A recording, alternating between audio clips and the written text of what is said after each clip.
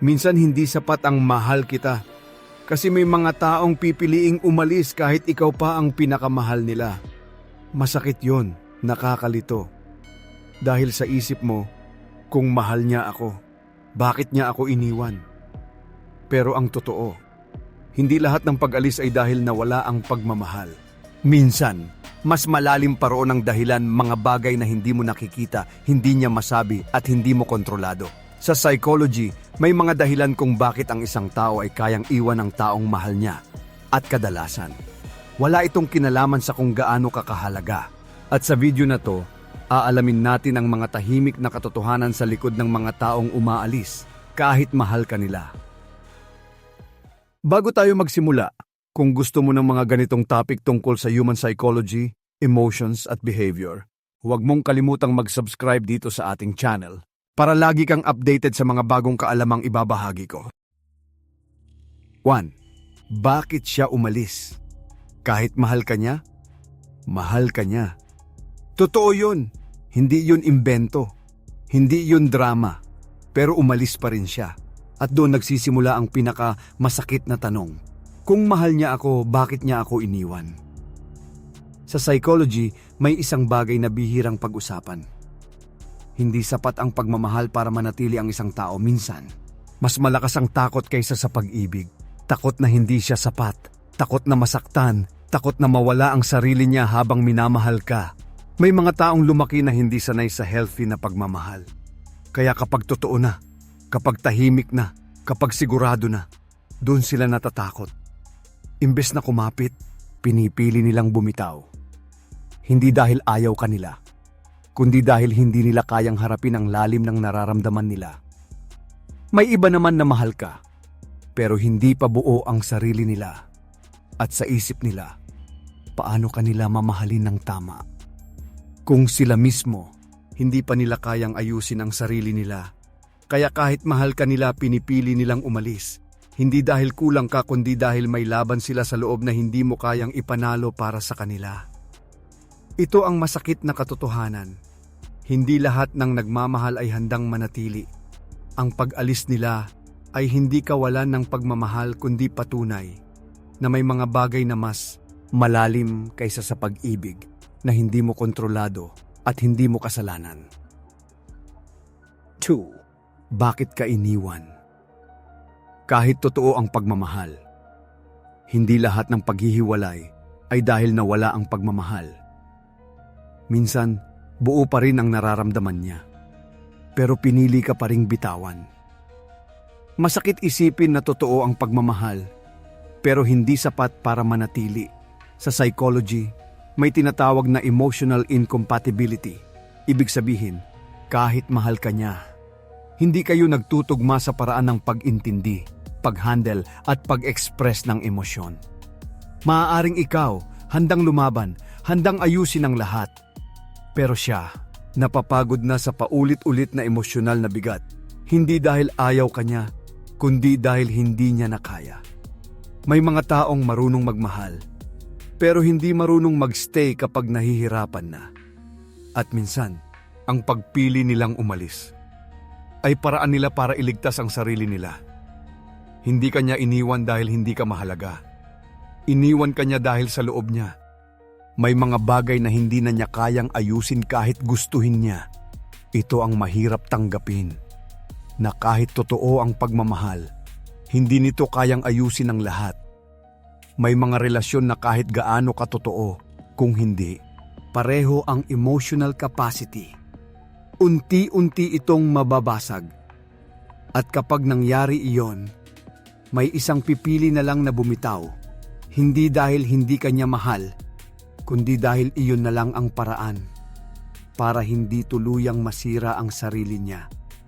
May iwan ka na may tanong kung saan ka nagkulang, pero ang totoo, hindi ito tungkol sa kakulangan mo. Ito ay tungkol sa dalawang taong nagmahal, pero hindi nagtagpo sa tamang paraan, sa tamang panahon, at sa tamang kakayahan na manatili. 3. Hindi dahil walang pagmamahal. Ang tunay na dahilan kung bakit sila umaalis. May mga taong umaalis na may dalang pagmamahal. Hindi galit. Hindi pagkasawa kundi pagod. Pagod sa paulit-ulit na hindi pagkakaintindihan. Pagod sa emosyon na hindi maipaliwanag. At pagod sa pakiramdam na kahit anong gawin nila, may kulang pa rin. Minsan, mahal ka nila. Pero hindi nila nararamdaman na sapat sila para sa'yo. At sa halip na manatili at masaktan araw-araw, pinipili nilang umalis habang may natitira pang respeto sa sarili. Sa psychology, may tinatawag na self-preservation. Ito yung instinct ng tao na protektahan ang sarili niya. Kahit pa ang kapalit ay ang taong mahal niya, hindi dahil gusto kanilang iwan, kundi dahil kailangan nilang iligtas ang sarili nila. Sa isang sitwasyon na unti-unti silang nauubos. May mga relasyon na hindi toxic sa panlabas, pero sa loob, may tahimik na pagguho. Hindi mo napapansin, hindi nila masabi. Hanggang sa isang araw, bigla na lang silang nawawala. At doon mo mararamdaman ang bigat, ang pagkawala ng taong mahal ka pa rin. Pero hindi na kayang manatili. Hindi lahat ng umaalis ay may ibang mahal. Hindi lahat ng umaalis ay tumigil na magmahal. Minsan umalis sila dahil sa sarili nila. Hindi dahil sa'yo. At iyon ang masakit na katotohanan. Na kahit anong ibigay mong pagmamahal, kung ang isang tao ay nawawala na sa sarili niya, pipiliin niyang umalis. Hindi dahil hindi ka sapat, kundi dahil hindi na niya kayang ipaglaban ang isang bagay na unti-unti na ring sumisira sa kanya. 4. Bakit ka iniwan kahit walang iba? Isa ito sa pinakamahirap tanggapin. Yung iniwan ka, pero walang ibang tao, walang third party, walang pagtataksil, pero natapos pa rin. At ang tanong mo, kung wala namang iba, bakit siya umalis? Sa psychology, hindi lahat ng paghihiwalay ay may kinalaman sa ibang tao. Minsan, ang dahilan ay nasa loob mismo ng isang tao.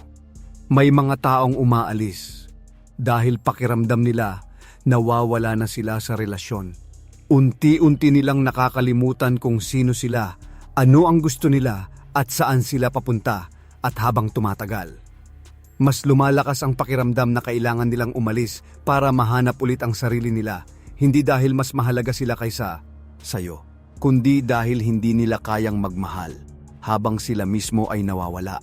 May iba naman na kahit mahal ka, hindi na sila masaya at mahirap aminin yon dahil walang mali sa'yo, wala kang ginawang masama, pero sa loob nila may kulang na hindi nila maipaliwanag at doon nagsisimula ang distansya. Tahimik, unti-unti, hanggang sa isang araw, pinili na lang nilang tapusin. Hindi dahil may iba, kundi dahil hindi na nila kayang ipilit ang sarili nila sa isang sitwasyon na hindi na tumutugma sa nararamdaman nila. Ito ang masakit na katotohanan, na kahit walang ibang tao, pwedeng matapos ang isang relasyon dahil ang tunay na laban, hindi laging sa pagitan ninyong dalawa. Minsan, nasa loob ito ng isang tao na pilit hinahanap ang sarili niya. At kapag hindi niya na ito makita, pipiliin niyang umalis kahit mahal ka pa niya. 5. Mahal ka pero umalis pa rin. Ito ang hindi mo nakikita. Mahal ka niya.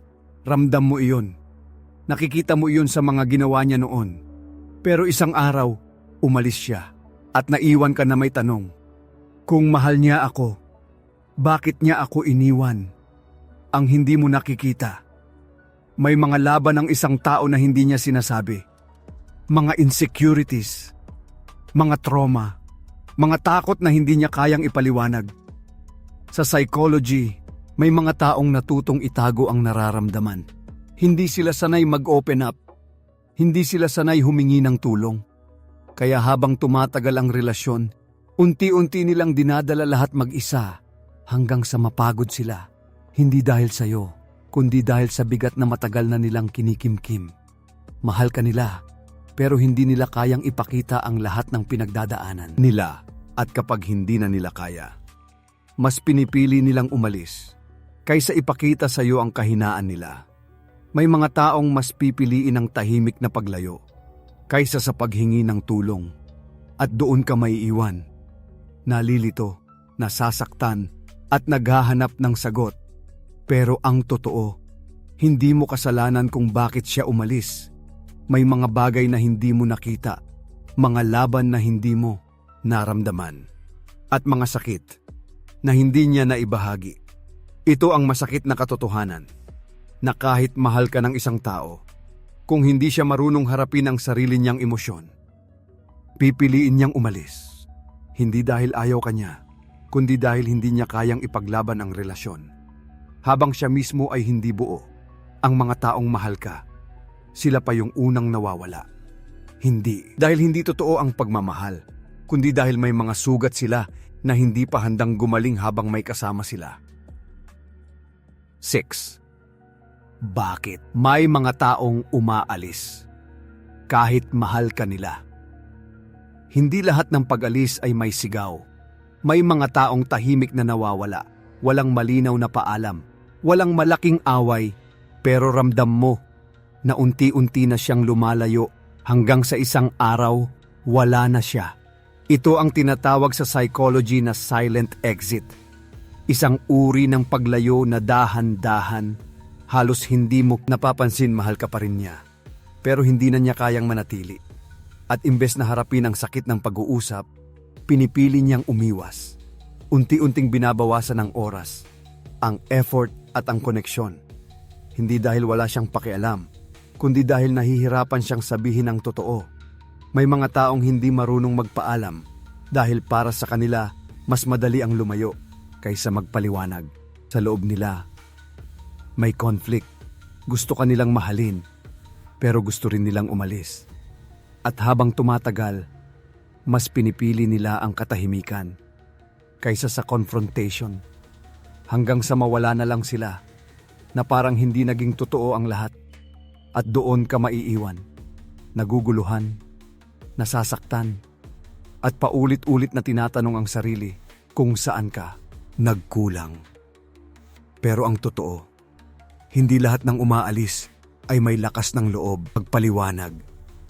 May mga taong pipiliin ang tahimik na exit para takasan ang bigat ng emosyon na hindi nila kayang harapin. At kahit mahal ka nila, kung ang paraan lang na alam nila ay ang tumahimik at umiwas, doon sila pupunta. Ito ang masakit na katotohanan na hindi lahat ng pagmamahal ay marunong magpaalam. At minsan ang pinakamasakit na goodbye ay yung hindi mo man lang narinig. 7. Hindi ka iniwan dahil kulang ka. Madaling isipin na may mali sa'yo, na may kulang ka, na kung naging mas mabuti ka lang, hindi siya aalis. Pero ito ang totoo. Hindi ka niya iniwan dahil kulang ka.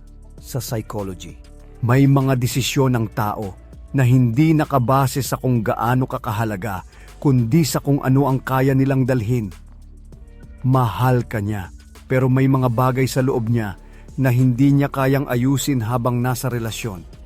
Maaaring may takot siya sa commitment o may sugat mula sa nakaraan na hindi pa niya nahaharap. At kahit anong ibigay mong pagmamahal, hindi nito kayang punan ang mga bagay na iyon. Dahil hindi ikaw ang dapat mag-ayos ng mga sugat na hindi mo naman ginawa. May mga taong kahit gaano kanila kamahal, kung hindi sila handa, hindi sila mananatili. At iyon ang mahirap tanggapin, na hindi lahat ng pag-alis ay tungkol sa kakulangan mo. Minsan, ito ay tungkol sa timing, sa emotional readiness at sa kakayahan ng isang tao na manatili. Hindi ka kulang, hindi ka mali, at hindi ka dapat magbago para lang hindi ka iwan. Dahil ang taong handang manatili, hindi ka pipiliin base sa kung gaano ka kaperpekto. Pipiliin ka niya dahil handa siya. Ito ang masakit pero mahalagang katotohanan na ang pag-alis niya ay hindi sukatan ng halaga mo, kundi refleksyon ng mga bagay sa loob niya na hindi pa niya kayang harapin. At minsan, kahit mahal ka niya, kung hindi siya handa, pipiliin pa rin niyang umalis. 8. Bakit pinipili nilang umalis? Kahit ikaw ang mahal. May mga taong alam na ikaw ang mahal nila. Sigurado sila doon. Pero kahit ganoon, pinipili pa rin nilang umalis. At doon pumapasok ang pinakamabigat na tanong. Kung ako ang mahal, bakit hindi ako ang pinili? Sa psychology, may tinatawag na internal conflict. Ito yung laban sa loob ng isang tao, kung saan magkasalungat ang nararamdaman at ang kakayahan. Mahal ka niya, pero hindi niya kayang panindigan ang relasyon. Gusto kanyang piliin, pero may mga takot at limitasyon na humihila sa kanya palayo. Minsan, mas malinaw sa kanila ang nararamdaman nila kaysa sa kaya nilang gawin. Kahit mahal ka nila, kung pakiramdam nila, hindi nila kayang ibigay ang kailangan mo. Pinipili nilang umatras. Hindi dahil ayaw ka nila, kundi dahil ayaw ka nilang saktan sa paraan na alam nilang mangyayari. May mga taong marunong magmahal, pero hindi marunong mag-commit, at habang tumatagal, nakikita nila ang sarili nila na hindi nagiging sapat. Kaya bago pa lumala, pinipili nilang umalis. Ito ang masakit na katotohanan na hindi lahat ng pagmamahal ay may lakas para manatili. At minsan, ang pagpili nilang umalis ay paraan nila para aminin na hindi nila kayang maging taong kailangan mo. Hindi dahil hindi ka mahal, kundi dahil sa loob nila. Alam nilang hindi nila kayang maging sapat. 9. Love versus self. Bakit minsan pinipiling umalis? Kahit masakit. May mga pagkakataon na kailangang pumili. Pagmamahal o sarili. At hindi ito kasing dali ng iniisip ng iba. Dahil pareho silang mahalaga. Pareho silang masakit bitawan. Mahal ka niya, walang duda doon. Pero sa loob niya may bahagi na unti-unting nauubos. Sa psychology, may tinatawag na emotional depletion. Ito yung estado kung saan ang isang tao ay pagod na sa emosyonal na bigat. Hindi dahil toxic ka, hindi dahil may mali sa'yo, kundi dahil sa kabuuan ng sitwasyon na hindi na niya kayang dalhin. Habang pinipilit niyang manatili, mas lalo siyang nawawala sa sarili niya at darating ang punto na kailangan niyang pumili. Ikaw o ang sarili niya. At kahit mahal ka niya, kung pakiramdam niya ay tuluyan na siyang mawawala. Kapag nanatili siya, pipiliin niyang umalis. Hindi dahil hindi ka mahal, kundi dahil kailangan niyang iligtas ang sarili niya. Ito ang masakit na katotohanan, na minsan, ang pag-alis ay hindi pagtataksil sa pagmamahal, kundi pagligtas sa sarili at sa mata. Mukhang sumuko siya, pero sa loob niya lumaban siya. Hanggang sa wala na siyang natira, at ang natitirang lakas niya ay ginamit niya para bumitaw. Hindi dahil gusto niya, kundi dahil iyon na lang ang paraan para mabuo ulit ang sarili niya. At minsan, ang mga taong tunay na nagmahal, sila pa yung pinipiling umalis. Dahil alam nila na hindi sapat ang pagmamahal kung kapalit naman nito ay ang tuluyang pagkawala ng sarili nila. 10. Ang masakit na katotohanan, hindi lahat ng nagmamahal ay nanatili. Lumaki tayo sa paniniwala na kapag mahal mo ang isang tao, mananatili ka, na ang pagmamahal ay sapat para ipaglaban ang lahat. Pero habang tumatagal, unti-unti mong maiintindihan na hindi ito laging totoo. May mga taong nagmamahal pero hindi nananatili, at hindi dahil hindi totoo ang nararamdaman nila, kundi dahil may mga bagay na mas mabigat kaysa sa pagmamahal. Sa psychology, ang isang relasyon ay hindi lang tungkol sa feelings, kundi sa timing, emotional maturity, at kakayahan na harapin ang hirap. Mahal ka niya, pero kung hindi siya handa, kung hindi siya buo, kung hindi niya kayang panindigan ang commitment, hindi siya mananatili. At iyon ang masakit tanggapin, na kahit anong gawin mong tama. Kung ang isang tao ay hindi kayang manatili, wala kang magagawa para pigilan siya. May mga relasyon na totoo, pero hindi tumatagal. Hindi dahil kulang, kundi dahil hindi nagtagpo sa tamang panahon at tamang estado ng buhay. At sa huli, matututunan mong hindi lahat ng nagmamahal ay para sa'yo, at hindi lahat ng umalis ay dahil hindi ka mahal. Minsan, umalis sila kahit mahal ka nila dahil iyon lang ang kaya nilang gawin. At kahit masakit, kailangan mong tanggapin na ang pagmamahal hindi laging nangangahulugang pananatili. At ang pag-alis nila ay hindi kabawasan ng halaga mo, kundi paalala na darating ang tamang tao, yung hindi lang magmamahal, kundi handang manatili. Sa huli, maiintindihan mo rin na hindi lahat ng umaalis ay walang pagmamahal at hindi lahat ng nananatili ay tunay. May mga taong dumadaan lang sa buhay mo para turuan ka, hindi para manatili. At kahit gaano kasakit ang iniwan nila, may mga aral na hindi mo matututunan kung hindi ka nasaktan. Kaya kung iniwan ka, huwag mong agad isipin na kulang ka. Hindi lang talaga sila ang para sa'yo. At balang araw, makikilala mo rin ang taong hindi ka lang mamahalin, kundi pipiliing manatili. Kahit mahirap, kahit magulo, kahit hindi perpekto. Dahil ang tunay na pagmamahal, hindi lang nararamdaman, pinaninindigan. Kung gusto mo pang matutunan ang mga ganitong psychology insights tungkol sa human behavior at personal development, mag-subscribe ka na at i-turn on ang notification bell para lagi kang updated sa mga bagong episode dito sa ating channel.